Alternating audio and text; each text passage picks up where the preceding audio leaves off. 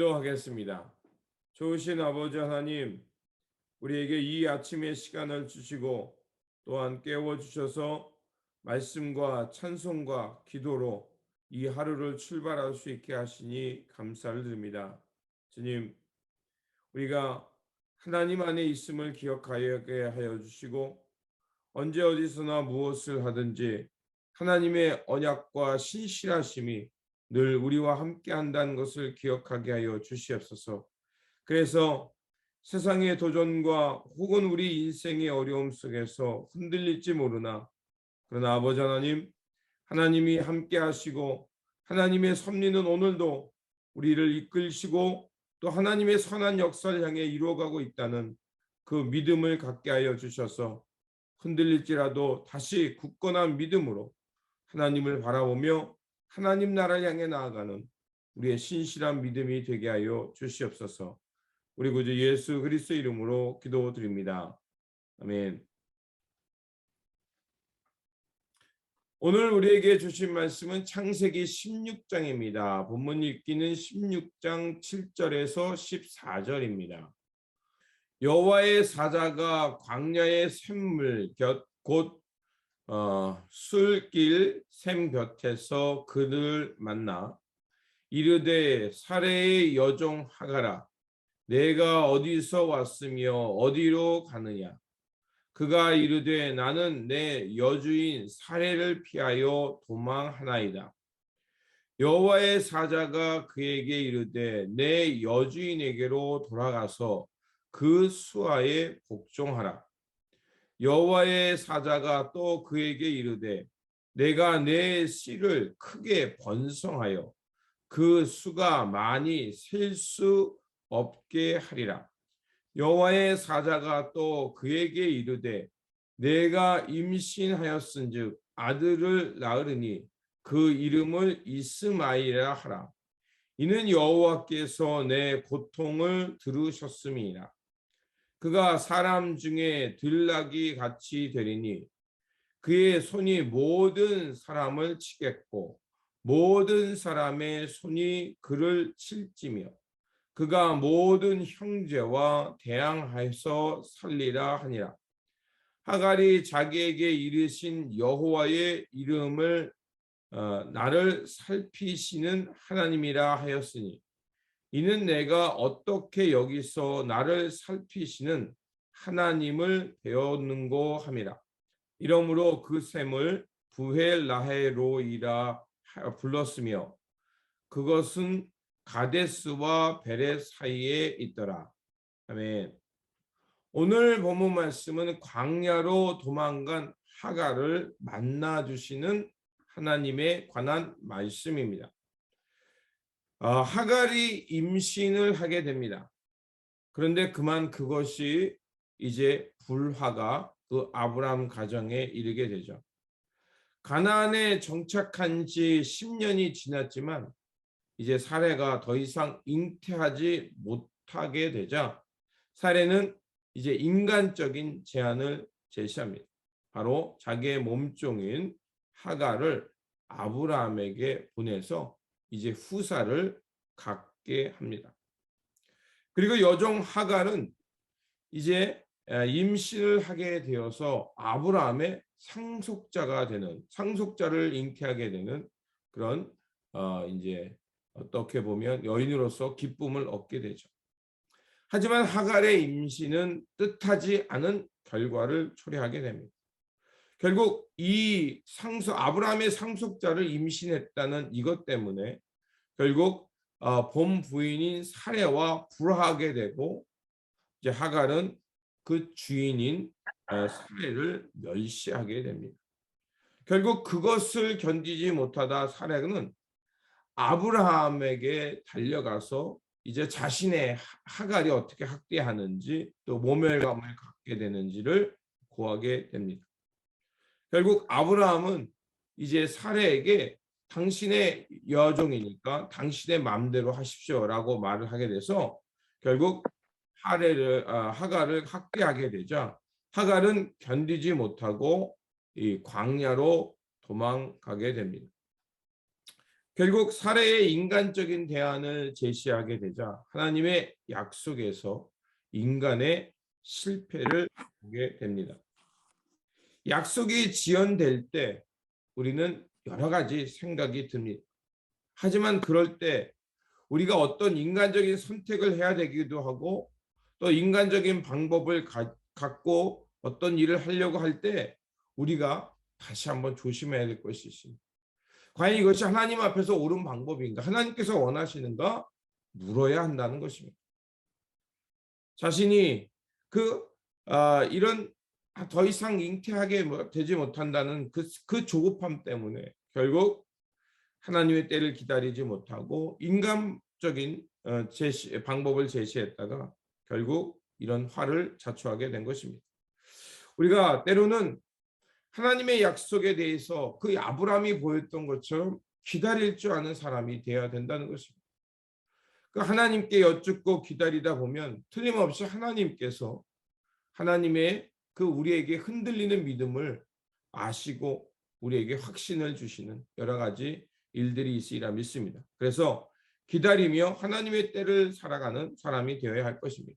두 번째로 그 하갈은 이제 사례의 그 학대에 더 이상 견딜 수 없어서 광야로 도망갑니다. 그런데 하나님은 그 고통받는 일을 찾아오는 것을 볼 수가 있습니다. 그리고 하나님은 그 고통받는 일을 찾아가서 그의 어려움을 아시고 또 그를 회복해 주셔서 다시 삶의 자리로 나아가게 하는 것을 볼 수가 있습니다. 하갈은 결국 그 자신의 그 학대를 견디지 못해서 광야로 도망가게 됩니다. 그런데 오늘 보면 7절에 보면 이제 그 광야에 도망가서 광야의 샘물 곁 곧 술길샘이라는 곳에 이르게 됩니다. 거기서 아마 목 놓아 울었겠죠. 근데 7절에 보면 그렇게 광야에서 하염없이 울며 자신의 신세를 한탄하는 그 하갈을 하나님의 사자가 찾아가서 만납니다. 영어 성경에 보면 그를 만나다라는 게 그냥 meet가 아니라 find라는 단어로 되어 있어요. find라는 것은 뭡니까? 여호와의 사자가 의지를 갖고 그를 찾아갔다는 것입니다. 그리고 그에게 묻습니다. 하갈아, 내가 어디서 왔으며 어디로 가느냐? 결국 네가 지금 어디를 향해 가고 있냐? 너의 삶의 자리가 어디냐? 묻는 거죠. 마치 아브라함에게 떨기나무 가운데 그를 부르시고 네가 서 있는 곳이 어디인지 아느냐라고 이게 질문을 던지는 것 같죠. 그러자 자신의 상황을 하갈이 여호와의 사자에게 구합니다. 내가 이렇게 해서 주인을 피해 도망갑니다. 자, 도망자의 삶, 학대를 견디지 못해서 광야로 도망갈 수밖에 없는 삶, 그것을 여호와의 사자는 알고 그를 찾았던 것입니다. 그리고 그 하갈에게 이렇게 말합니다. 9절에 여호와의 사자가 그에게 이르되 내 여주인에게로 돌아가서 그 수하에서 복종하라.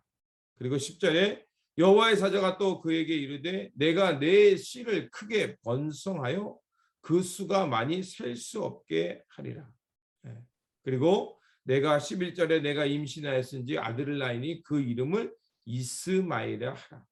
근데 이스마엘 결국 여호와께서 내 고통을 들으셨으며 하나님은 비록 인간적인 실수를 통해서 그 아브라함이 하갈에게 들어가고 하갈이 잉태하게 되고 또 그것으로 인해서 여러 가지 그 가정에 문제가 생겼지만 그래서 하갈은 광야로 도망갈 수밖에 없는 상황이 되었지만 하나님은 하나님의 신실한 언약 즉 아브라함을 통해서 그 후손이 하늘의 별과 같이 바닷가의 모래같이 이렇게 많이 번성하게 될 것이란 그 언약 그리고 네가 어디를 갔는지 내가 너와 함께 하시겠다는 그 언약 때문에 하나님은 그 인간의 방법으로 인해서 잘못된 일이 있었지만 그 하갈의 태를 통해서 하나님은 그를 지키시고 또 보호하시고 또 그 언약을 지켜가는 것을 볼 수가 있습니다. 그래서 그 광야의 고통 가운데 울부짖는 그 자리를 통해서 결국 하나님은 그곳에 찾아가고 그 하갈을 위로하십니다. 그리고 어떻게 하면 앞에서 말한 것처럼 여주인, 자기의 삶의 자리로 다시 돌아가게 하고요. 또 하나님의 언약 때문에 그 내 씨를 통해서 또한 창대케 될 것이라는 그 하나님의 음성도 언약도 받게 됩니다. 결국 그 하나님은 하갈의 삶을 감찰하시고 보호하시는 것입니다. 그리고 그의 어려움 속에 찾아가서 그를 살피시고 다시 회복하여 삶을 살아갈 수 있도록 인도해 주신다는 것입니다. 이렇게 놀라운 하갈은 하나님의로부터 아브라함이 받은 것 같은 축복의 언약을 다시 한번 받게 됩니다. 그런데 하갈이 생각하지 못한 것이 하나 있습니다. 12절에 보면 그가 사람 중에 들나귀 같이 되리니 그의 손이 모든 사람을 치겠고 모든 사람의 손이 그를 칠지며 그가 모든 형제와 대항해서 살리라 하니라. 하갈이 그 사레에게 돌아가서 이제 자기의 삶의 자리를 회복하고 이제 사레와 아브라함과 그곳에서 함께 살아갑니다. 하나님은 그 고통을 아시고 찾아가서 위로하시고 회복하여 삶의 자리 가운데 살아가게 하셨던 것입니다. 그런데 하갈이 놓친 것이 있죠. 하나님의 언약은 받았지만 형제와 화목하게 살아가는 그 길을 함께 걷지 못했음을 12절이 우리에게 말해주고 있는 것입니다. 하갈을 통해서 나타나는 이스마엘, 우리는 잘 알고 있죠. 이스마엘은 결국 이스라엘과 끊임없이 불화하는 민족이 되어버렸습니다. 하갈이 하나님의 위로를 받고 아브라함에게 돌아갔지만 또 그의 태를 통해서 하나님의 축복을 받았지만 그런데 하갈은 아브라함에게 돌아가서 하나님의 위로와 회복을 통해서 끝까지 화목하며 평화를 이루는 일은 하지 못했다는 것입니다. 우리가 이것을 통해 알 수 있는 것이 있죠. 비록 우리가 인간적인 선택을 하여도 또 그로 인해서 고난이 오지만 하나님은 우리를 돌아보신다는 것입니다. 그리고 우리를 보살피시고 다시 일으켜서 삶을 살아갈 수 있도록 인도해 주신다는 것입니다. 그 하나님의 회복과 위로의 목적은 결국 하나님의 백성으로서 화목하며 회복하여 평화의 길을 걸어가라는 것입니다. 그런데 그 길을 끝까지 가지 못한다면 또다시 불화한다면 결국 하나님의 언약은 있었지만 축복이 끝까지 이어지지 못하는 그런 어리석음이 될 수 있습니다. 그러므로 우리가 하나님께서 우리의 고통 가운데 찾아오시고 우리를 붙드시고 복의 길을 걷게 하신다는 것을 기억하시기 바랍니다. 그래서 우리가 지켜야 할 것은 하나님의 백성, 하나님의 언약과 동행하며 끝까지 이웃들과 화목하고 하나님의 평화를 이루는 삶이 되어야 할 것입니다. 그러므로 하나님께서는 우리를 실수를 통해서라도 선을 바꾸시는 하나님을 기억하면서 언제 어디서나 하나님의 거룩한 언약 백성이라는 것을 기억하며 그 언약을 따라 이웃과 형제와 화목과 평화를 이루며 살아가는 삶의 여정이 되시기를 다시 한번 주님의 이름으로 축원드립니다. 기도하겠습니다. 좋으신 아버지 하나님, 오늘 하갈이 고통 중에 광야로 도망쳤지만 하나님께서 그를 찾아가시고 위로하시고 회복하여 다시 한번 하나님의 언약으로 살아갈 수 있도록 그를 지켜주셨습니다.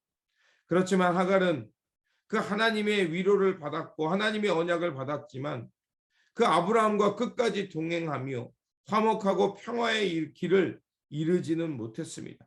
주님, 우리가 이 말씀을 통해 깨달은 것처럼 우리가 하나님의 그 언약을 향해 살아가다가 때로는 실수하지만 주님, 그럴수록 하나님께서 우리를 위로하여 주시고 회복하신다는 것을 믿게 하여 주시옵소서. 그리고 우리의 삶이 하나님의 언약을 받은 백성이라는 것을 기억하며 끝까지 하나님과 동행하고 주님의 뜻을 향해 살아가므로 이웃들과 오늘 또 우리가 만나는 사람들과 함께 화목하고 평화의 길을 찾으며 그 길을 향해 나아가는 우리의 삶의 자리가 되게 하여 주시옵소서. 그래서 우리가 이 언약과 함께 살아가는 이 삶을 통해 하나님의 나라, 하나님의 평화가 이 땅에 임하는 놀라운 역사의 현장이 되게 하여 주시옵소서. 우리 구주 예수 그리스도의 이름으로 기도드립니다. 아멘. 오늘 우리에게 주신 말씀 붙들고 살아가는 한 날이 되시기를 바라며, 우리가 하나님의 언약 백성이라는 것을 기억하며 언제 어디서나 이웃들과 화목하며 평화의 길을 걷는 저와 여러분들이 되시기를 바랍니다. 주님의 평안이 함께 하시기 바랍니다.